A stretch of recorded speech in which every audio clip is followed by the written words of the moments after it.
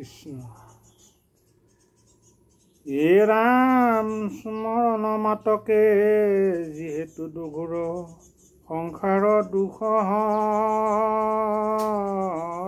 অন্ত এই হেতুকে সেই ঈশ্বৰ কৰি বোলয় যত মন্ত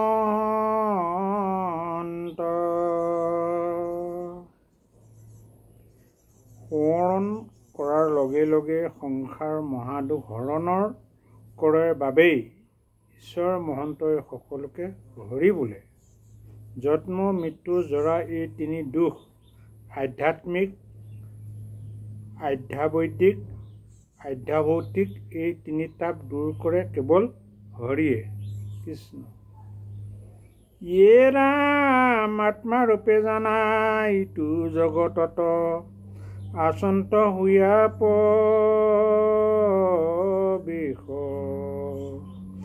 এই হেতুকে সেই ঈশ্বৰক বিষ্ণু বোলয় নাম বিশেষ।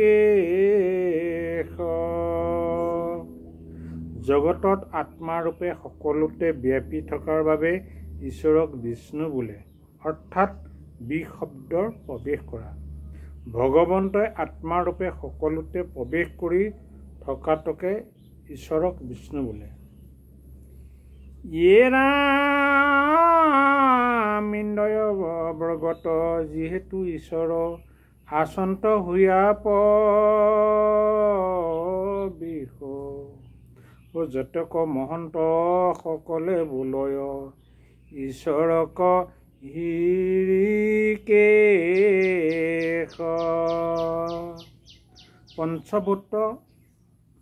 পঞ্চভূতাত্মাক দেহৰ ঈশ্বৰ আত্মাৰূপে প্ৰৱেশ কৰি একাদশ ইন্দ্ৰিয়ক নানা ৰূপে লাইছে, সেই হেতুকে ঈশ্বৰক হৃষিকেশ বোলে।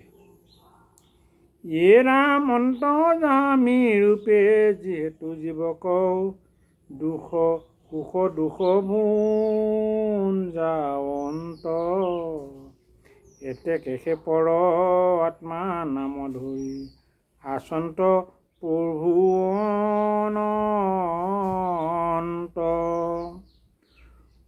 অনন্তযামী ৰূপে দেহত থাকি মনৰ ভাৱ প্ৰকাশ কৰি জীৱৰ সুখ দুখ আদি কৰ্ম অনুসৰি ভুঞ্জাই বাবে ঈশ্বৰৰ নাম পৰাত্মা।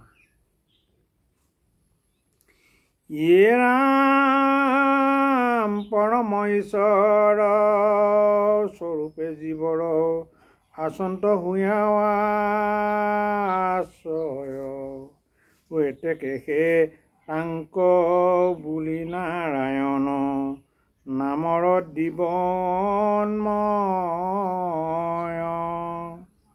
পৰম ঈশ্বৰ জীৱসমূহৰ সহায় স্বৰূপে থকা তেওঁ নাৰায়ণ বোলে। আশ্ৰয়ক সহায় কৰোতাকে নাৰায়ণ বোলা হয়। কৃষ্ণ আৰু অহংকাৰ আদি একো দোষে ভগৱানক ছন্ন কৰিব নোৱাৰাৰ বাবে তেওঁক সাধু সকলে নিৰঞ্জন বোলে। ইয়ে ৰাম সত ৰজ তম তিনি গুণবৃত্তি লুপ্ত তাংক নকৰয়।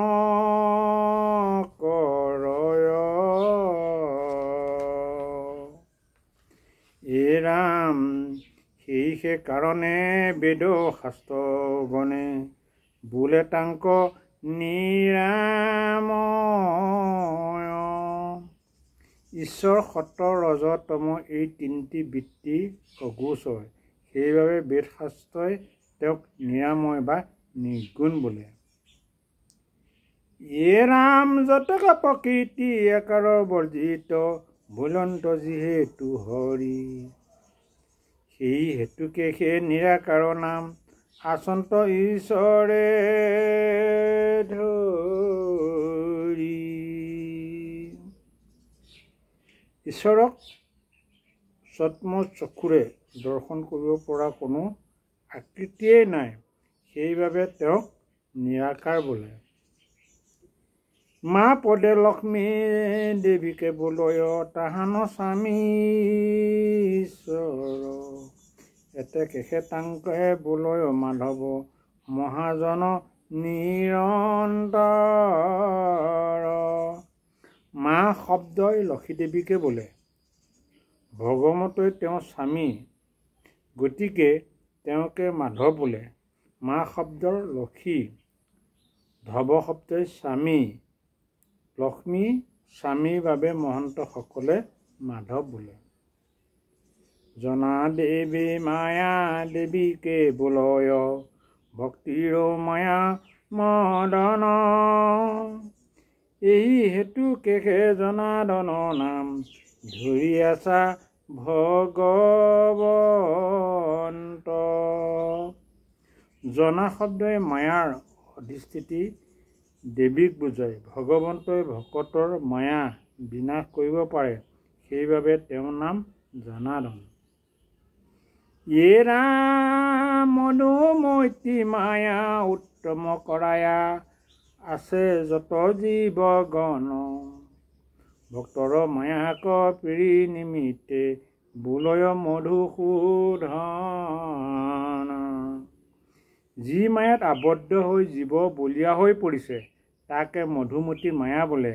ভক্তসকলৰ মধুমতী মায়াক মষিমূৰ কৰাৰ হেতু ঈশ্বৰক মধুসূদন বোলে। ৰাম গোপদে বেদ ইন্দ্ৰই কবুলি কৰন্ত তাকে পালন। এতে কেশে তাংকে বোলয় গোপাল জানিবাহা মহাজন। গোপদে বেদ আৰু ইন্দ্ৰিয়সকলক বুজায়। ভগৱন্তই 14 ইন্দ্ৰিয় চলাই পালন কৰা হেতুকে তেওঁৰ নাম গোপাল, অৰ্থাৎ দেহৰ ইন্দ্ৰিয়সকলক যি পালন কৰায় তেওঁৰ নামেই গোপাল। ইন্দ্ৰ আদি দেৱ গুৰ ইন্দ্ৰপাতি কৰিলন্ত অভিষেক। পৰম প্ৰসিদ্ধ গোবিন্দ নামক ধৰিলা হৰি পৈতেক। ইন্দ্ৰে আদি কৰি স্বৰ্গৰ দেৱতাসকলক বিষ্ণু স্বৰ্গৰ ৰাজাস্বৰূপে স্থাপন কৰিলে। সেই হেতুকে ঈশ্বৰৰ নাম গোবিন্দ, অৰ্থাৎ গুৰ শব্দৰ স্বৰ্গ। গুৰ ইন্দ্ৰ মানে স্বৰ্গৰ ৰজা। স্বৰ্গৰ ৰজা আদি দেৱতাসকলে ঈশ্বৰক সকলো দেৱতাৰ ওপৰত স্বৰাজ্য স্বৰূপে বৰণ কৰি সকলোকে পূজা কৰিলে। সেই হেতুকে ঈশ্বৰৰ প্ৰধান নাম গোবিন্দ। ৰাম দেশ কালে তাংক একোৱে প্ৰকাৰে কৰিতে নপাৰে অন্ত। এই হেতুকে সেই ঈশ্বৰৰ নাম প্ৰসিদ্ধে ভৈলে অনন্ত। কোনো কালে বা দেশে ঈশ্বৰক অন্ত কৰিব নোৱাৰে, সেইবাবে ঈশ্বৰৰ নাম অনন্ত। যদ বেদ বাদী বেদক বিচাৰি কৰিতে নপাৰে ৱাদি। এতে কেশে তান পৰম প্ৰসিদ্ধ পয়াছে নাম অনাদি। বেদৰ পাৰ্গত পণ্ডিতসকলে বেদত বিচাৰ কৰি ঈশ্বৰৰ উৎপত্তি লয়। কোনো নিশ্চয় স্থিৰ কৰিব নোৱাৰা ঈশ্বৰৰ প্ৰখ্যাত নাম অনাদি। ৰাম অধম পুৰুষ সুয় উত্তম ভজি হাজাৰ চৰণে। পুৰুষোত্তম নামক ধৰিয়া আচন্ত এই কাৰণে। অতি হীনজনৰো যাৰ চৰণত শৰণ ভজন লৈ অতি উত্তম হ'ব পাৰে, সেইজনৰ নাম পুৰুষোত্তম, অৰ্থাৎ হীনজনক ভজনৰ বলত উত্তম কৰাৰ বাবে ঈশ্বৰৰ নাম পুৰুষোত্তম। অধমক যি উত্তম কৰিব পাৰে তাৰ নাম পুৰুষোত্তম। ৰাম অক্ষৰ পদে ইটো দেহ কবলয় অক্ষৰ শব্দে ব্ৰহ্ম। দুয়ো কৰি হৰি উত্তম নিমিত্তে প্ৰখ্যাত পুৰুষোত্তম। ক্ষয় অৰ্থ নৰেশ্বৰ মনুষ্য শৰীৰ, অক্ষৰ পদে অবিনাশ পৰম ব্ৰহ্ম বোলে। কিন্তু হৰি এই দুইটা কৰি অতি উত্তম, সেই হেতু পুৰুষোত্তম প্ৰচলিত। ইয়ে ৰাম কৰ্ম অনুসাৰে ইটো জগতক পালন্ত হৰি সাক্ষাৎ এই হেতুকে হে জগন্নাথ নাম আশ্ৰয় হোৱা প্ৰখ্যাত সৎকৰ্মৰ শুভ ফল অসৎকৰ্মৰ অশুভ ফল যাৰ যেনে কৰ্ম সেই অনুসাৰে ঈশ্বৰৰ জগতক জীৱসমূহক পালন কৰা হেতুকে ঈশ্বৰক হৰিক জগন্নাথ বোলে। জগন্নাথ বিশ্বকৰ্তা। ইয়ে ৰাম প্ৰকৃতি পুৰুষ দুয়োকে কৰিব পৰ দুয়োহানে নিজ কাৰণ ইয়ে ৰাম পৰম ঈশ্বৰ নামক ধৰিয়া আছা তাতে নাৰায়ণ। একমাত্ৰ হৰিৰ পৰাই প্ৰকৃতি আৰু পুৰুষ সৃষ্টিৰ কাৰণ উৎপত্তি হৈ দুয়ো নিজ কাৰণবশতঃ যোগ হৈ সৃষ্টি কাৰ্য কৰিছে। সেইকাৰণে পৰম ঈশ্বৰৰ নাম নাৰায়ণ।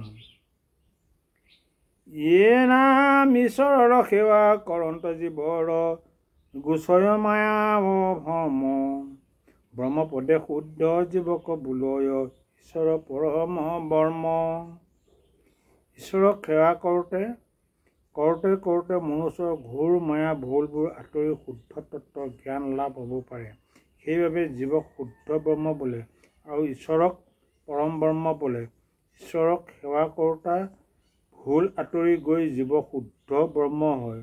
শুদ্ধ ব্ৰহ্ম হ'লে ঈশ্বৰ বা পৰম ব্ৰহ্মৰ লগত লীন যায়। ইয়ে মন্ত্ৰজামী ৰূপে জীৱ আদি কৰি নিয়ন্ত্ৰক সমস্তক এই হেতুকে পৰাত্মা পদে বুলি জানা ঈশ্বৰক। নৰেশ্বৰ শৰীৰত ভগৱন্তই বিৰাজ কৰি জীৱসমূহক নিজ নিজ কৰ্মত যোগ দিয়াই সকলোকে চলাইছে। সেই হেতুকে ঈশ্বৰক পৰাত্মা বোলে। অৰ্থাৎ দেহস্থিতি ঈশ্বৰ যাৰ প্ৰতিবিম্ব সেয়ে পৰাত্মা, সেয়ে ঈশ্বৰ। ইয়ে ৰাম ব্ৰহ্ম পৰাত্মা কৰিয়া যিহেতু ঐশ্বৰ্য নাহি অনন্ত এই হেতুকে মহন্তসকলে বোলে তাংক ভগৱন্ত। ঈশ্বৰে ব্ৰহ্ম, ঈশ্বৰে পৰাত্মা। তেওঁ অনিমা লঘিমা আদি ঐশ্বৰ্যৰ অন্ত নথকা জ্ঞানীসকলে তেওঁক ভগৱান বোলে। নিজ ভক্ত পদে গুৰুন্দধ্বজ কৰিলা হৰি হেতুকে সেইকাৰণে মহন্ত হৰিক বোলয় গুৰুন্দ কেতু। হৰিৰ এজন প্ৰধান ভক্ত হৈছে গুৰুন্দ। সেইবাবে তেওঁক বাহন স্বৰূপে গ্ৰহণ কৰিছে। সেইবাবে ঈশ্বৰৰ গুৰুন্দ কেতু বোলে। ইয়ে ৰাম কাল মায়াবাদী যাৰ মনত কৰিতে নপাৰে কুণ্ঠ সেইকাৰণে ঈশ্বৰৰ নাম প্ৰকৃতে বোলে বৈকুণ্ঠ। মনৰ মায়া আৰু মহাকালেও লৰচৰ কৰাব নোৱাৰাৰ কাৰণে ঈশ্বৰৰ নাম বৈকুণ্ঠ।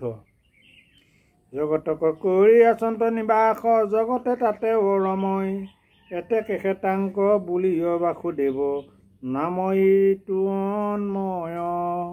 জগতে ভগৱন্ত আছে, জগততে ভগৱন্ত আছে আৰু ভগৱন্তই জগতত আছে। সেইবাবে ঈশ্বৰৰ নাম বাসুদেৱ। কৃষ্ণ কৃষ্ণ কৃষ্ণ কৃষ্ণ কৃষ্ণ।